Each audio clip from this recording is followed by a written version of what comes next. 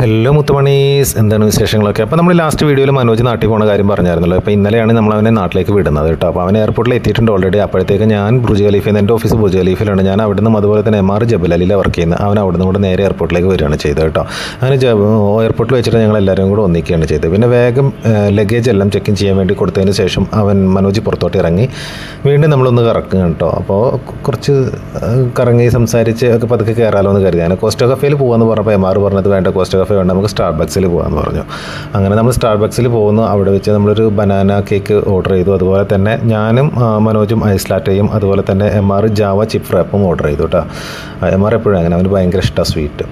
അങ്ങനെ അതെല്ലാം ഓർഡർ ചെയ്തതിന് ശേഷം നമ്മൾ പിന്നെ ഇരുന്നിങ്ങനെ സംസാരിക്കാൻ കേട്ടോ. സത്യം പറഞ്ഞു കഴിഞ്ഞാൽ നാട്ടിലേക്ക് പോകുന്ന പ്ലാൻ ഞങ്ങൾ ചെയ്തിട്ടുണ്ടായത് ഞാനും മനോജും അൻവറും നിസാറും എല്ലാവരും ഒന്നിച്ച് പോകണമെന്ന് ഞങ്ങൾ വിചാരിച്ചിട്ടുണ്ടായിരുന്നു കേട്ടോ. ഒറ്റ ഫ്ലൈറ്റിൽ പോകണമെന്നൊക്കെ ഞങ്ങൾ ആഗ്രഹിച്ചത്. മനോജാണെങ്കിൽ ബാംഗ്ലൂരാണ് സെറ്റിൽ ആയിട്ടുള്ളത്. അപ്പം ബാംഗ്ലൂർ പോയിട്ട് നമുക്ക് ഇറങ്ങാമെന്നൊക്കെ വിചാരിച്ച് ഞങ്ങളിങ്ങനെ പ്ലാൻ ചെയ്തിട്ടൊക്കെ ഉണ്ടായിരുന്നു. പക്ഷേ പലപ്പോഴും നമ്മുടെ പ്ലാൻസ് ഒന്നും നടക്കാറില്ല കേട്ടോ. അതൊക്കെ എങ്ങനെ തെന്നി പോകും അവസാനം എത്തുമ്പോൾ.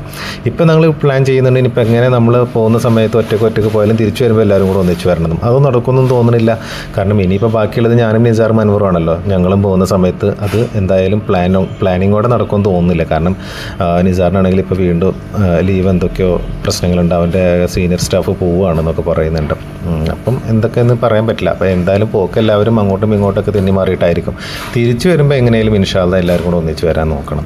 അങ്ങനെ കുറേ നേരം സംസാരിച്ചിരുന്ന് മനോജിന് പോകാനുള്ള സമയമായിട്ടോ. കുറച്ച് വിഷമത്തോടെയാണെങ്കിൽ മനോജ് ടാറ്റയും പറഞ്ഞ് പോവാണ് കേട്ടോ. അപ്പോൾ ഇങ്ങനെയൊക്കെ തന്നെയാണ് പ്രവാസികളുടെ ലോകം അല്ലേ. ഇൻഷാ അല്ലാഹ് അടുത്ത വീഡിയോയിൽ കാണാം.